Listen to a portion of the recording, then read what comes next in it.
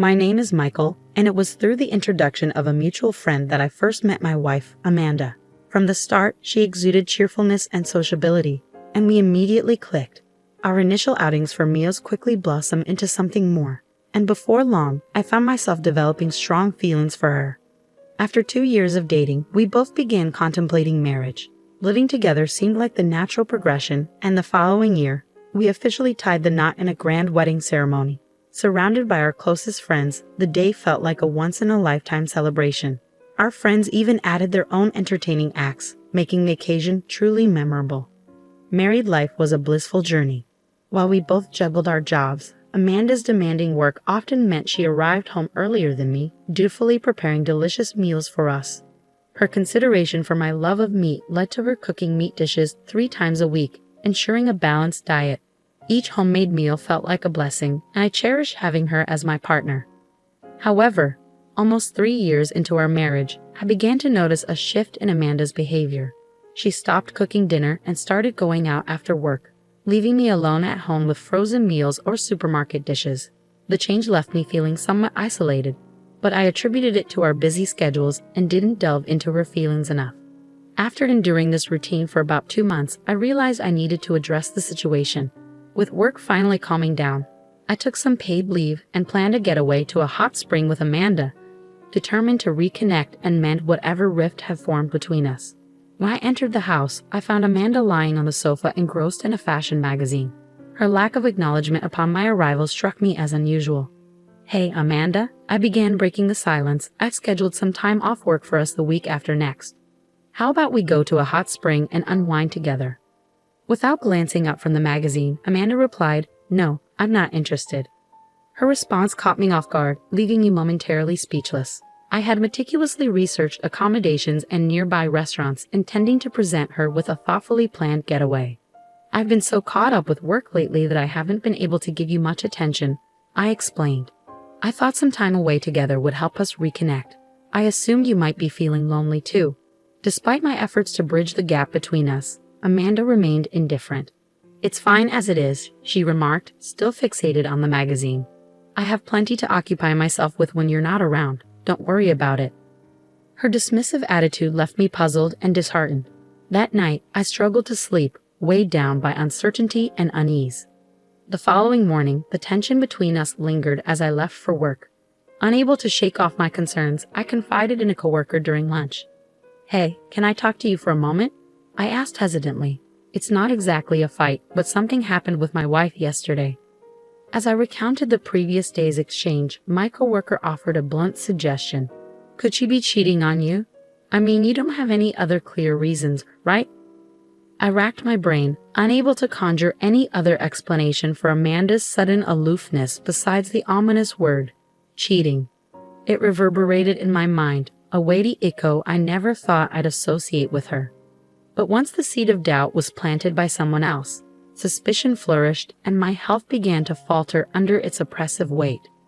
That day at work was a blur, my mind consumed by thoughts of betrayal.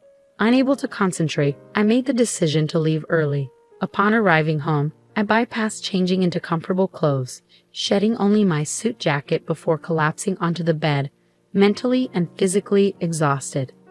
With some time to spare before Amanda's return, I drifted into a fitful slumber, seeking solace in the cool, dimly lit room.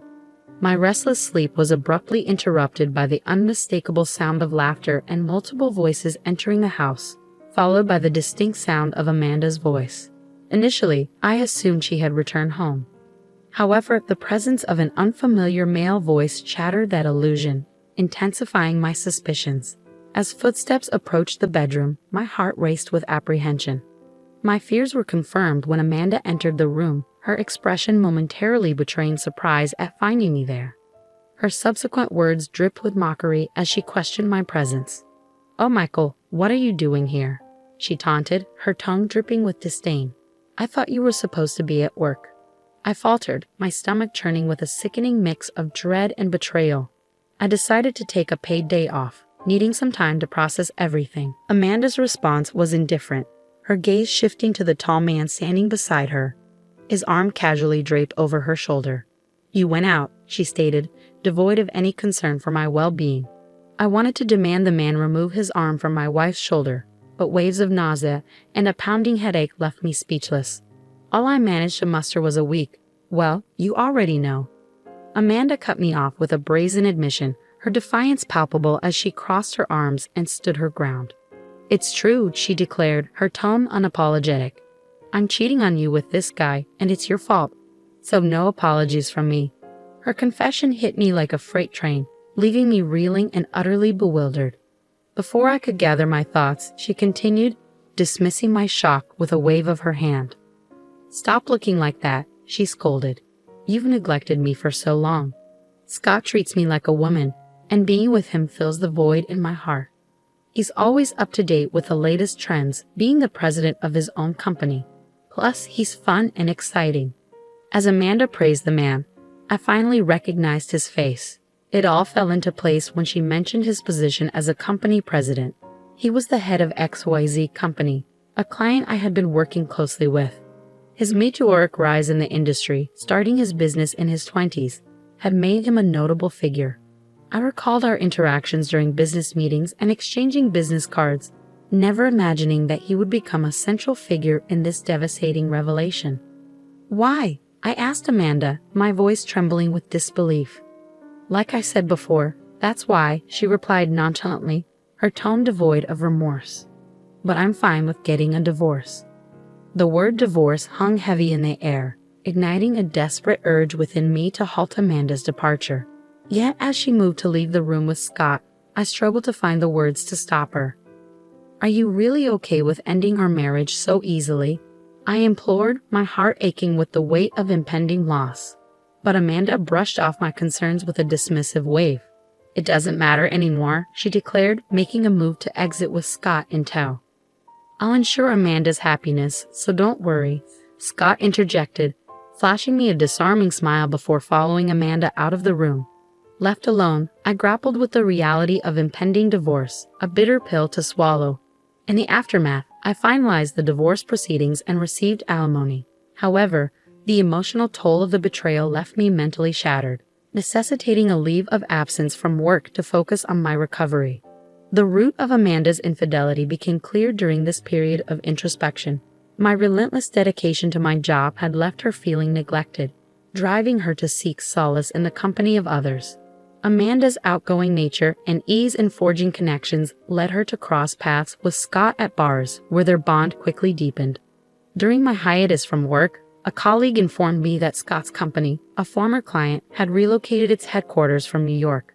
This revelation brought a sense of closure, knowing that I would no longer have to face the painful reminder of Amanda's betrayal in a professional context.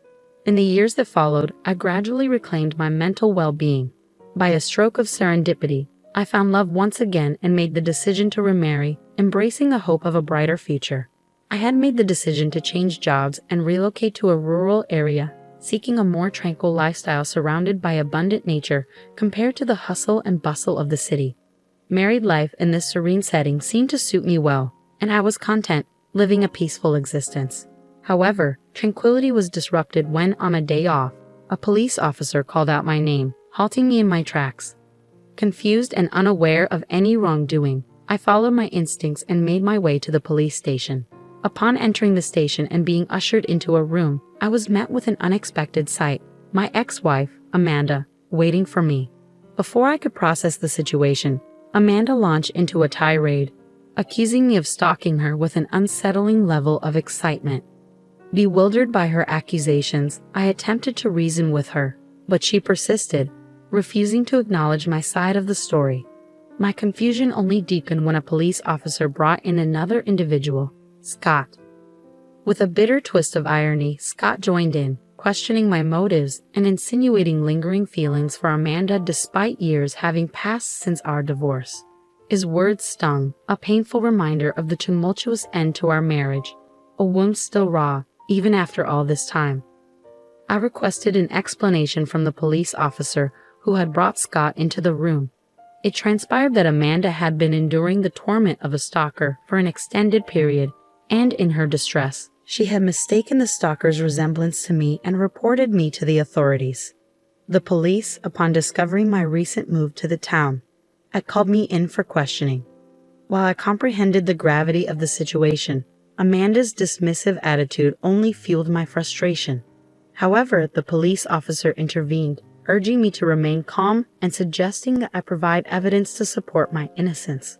Determined to clear my name, I arranged for someone to accompany me to the police station. Within minutes, the chosen individual arrived, prompting a startled reaction from Scott. "Elizabeth," he exclaimed, his surprise palpable. "Hi, big brother. It's been a while," she greeted warmly, revealing her connection to Scott as his sister. In a twist of fate, I had remarried Elizabeth, Scott's sister. Scott and Amanda, unaware of this revelation, appeared visibly flustered. As the truth unfolded, it emerged that Scott's infidelity with Amanda had been discovered by their parents, who subsequently distanced themselves from him. His parents, prominent figures in a company with numerous business ventures, chose to support me upon learning of their son's wrongdoing. Initially hesitant to face the family of Amanda's lover, I found solace and understanding in their company as we spent time together, my heart gradually finding peace amidst the turmoil. I found love once again, this time with Elizabeth, Scott's sister, and we eventually tied the knot. Scott's reaction was one of disbelief and outrage. "Are you kidding me?" he erupted, his voice laced with anger. "I haven't heard anything about this." Elizabeth, accustomed to her brother's temperament, countered his outburst calmly. "Well, I had a duty to inform someone who no longer considers us family. Besides, during the time you claimed Michael's ex-wife was being stalked, he was actually having dinner with me at the hotel's restaurant. You should be able to find our names on the reservation list, and if you ask the waiter who served us wine, he should be able to confirm it." With Elizabeth's testimony, I was finally exonerated of all charges. As we left the police station, grateful for Elizabeth's support, Amanda and Scott confronted us, their intentions clear. "Wait a minute," Scott interjected, grabbing Elizabeth's shoulder. "Did you really marry this guy? He failed in the city and ended up in a rural area. You'll regret it if you marry someone like him." Amanda chimed in, echoing Scott's sentiments. "That's right. He neglected me a lot when we were married too." It was evident that they were determined to cast a shadow over our happiness. However, Elizabeth remained steadfast, shaking off Scott's hand from her shoulder. Just then, a luxury car pulled up in front of the police station, and Scott's expression shifted to one of surprise. "Oh, Dad," he exclaimed, realizing who had arrived. Scott's father stepped out of the car, his demeanor stern as he addressed his son. "I have no reason to be called Dad by you," Scott's father retorted sternly, addressing his son's disrespectful behavior toward Elizabeth and me. "More importantly, it seems you have been quite rude to my daughter and son-in-law." Scott shrugged dismissively. "Well, can't be helped, can it? Are you really okay with Elizabeth marrying this loser?" His father's expression hardened. "What's with your attitude toward the heir to my company? If anyone's a loser here, it's you. Your business only succeeded because of good luck, and you've been acting all high and mighty without even understanding proper management. You have no right to badmouth Michael. Indeed, I had relocated to this town to study as a successor in my father-in-law's business, having changed jobs to a group company based in this area." As the truth sank in, Scott's confidence wavered, his shoulders drooping in defeat. Meanwhile, Amanda attempted to salvage the situation, but her efforts fell short in the face of the undeniable facts. "What does this mean?" Scott finally managed to utter, his voice strained with uncertainty. "You said you'd inherit the company," Elizabeth reminded him, her tone tinged with disappointment. "Scott's company is doing well, right?" However, the truth soon emerged. Scott's company was on the verge of bankruptcy, and considering his extravagant spending, he was likely in debt as well. Scott fell silent, the weight of reality settling heavily upon him as his father's words rang true. Elizabeth delivered the final blow, highlighting his empty promises to make Amanda happy and questioning his judgment. With the truth exposed, the suspicion of stalking against my ex-wife was cleared. In the aftermath, Scott's company collapsed and Amanda parted ways with him. Meanwhile, I found myself liberated from the curse of Amanda and Scott, living a contented life with Elizabeth.